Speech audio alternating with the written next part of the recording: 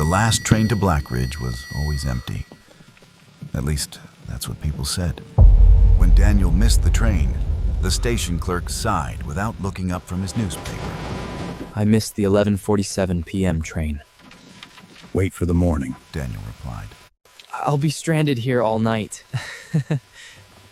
I know. Daniel laughed awkwardly and walked away. Then, somewhere in the darkness, a train slowly rolled onto the platform. Daniel stepped aboard. Only one carriage was lit inside. Every seat was empty, except for a little girl wearing an old white dress. She sat perfectly still, her feet dangling above the floor. She stared out the window, humming a lullaby Daniel had never heard. He chose a seat several rows away. The doors closed. The train moved, rattled.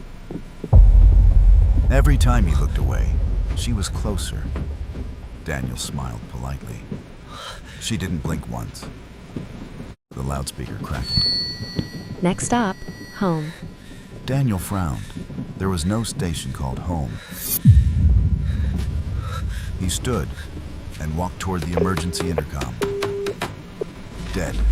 No power. He tried the carriage door. Locked.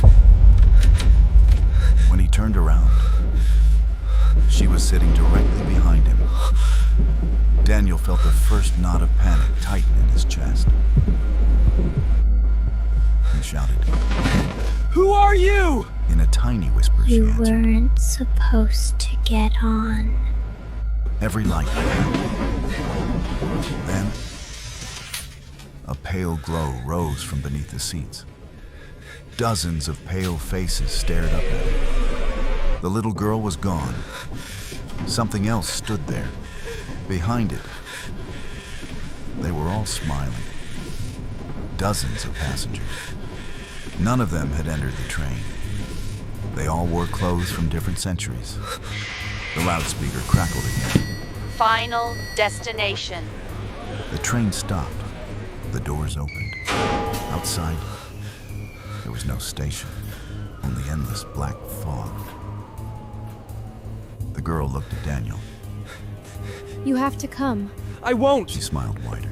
You already did. Daniel looked down. His shoes were covered in damp earth. His clothes were soaked with mud. His hands were ice cold. Memories flooded back. Rain, a car, What's happening headlights, metal twisting, the sound of glass. He had never missed the train.